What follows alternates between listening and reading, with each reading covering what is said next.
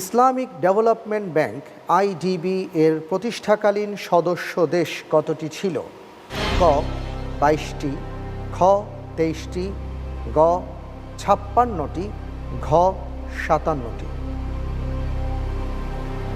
আপনার সামনে দুটো লাইফলাইন রয়েছে, ইউজ করতে পারেন।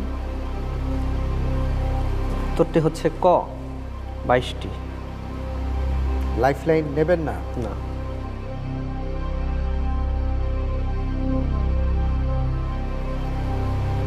দেখুন আবার পরে যেন আফসোস করতে না হয়।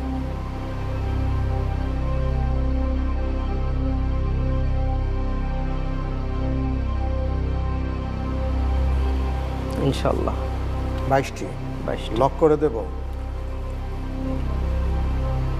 ইনশাআল্লাহ। ঠিক আছে, দেখা যাক কি হয়। লক করে দেওয়া হোক ২২টি।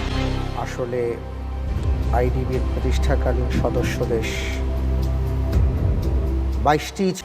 ঐতিহাসিক লাহোর প্রস্তাব উত্থাপিত হয় কত তারিখে? ক ২২শে মার্চ ১৯৩৮, খ ১৫ই জানুয়ারি ১৯৩৯, গ ২৩শে মার্চ ১৯৪০, ঘ ২১শে মার্চ ১৯৪১।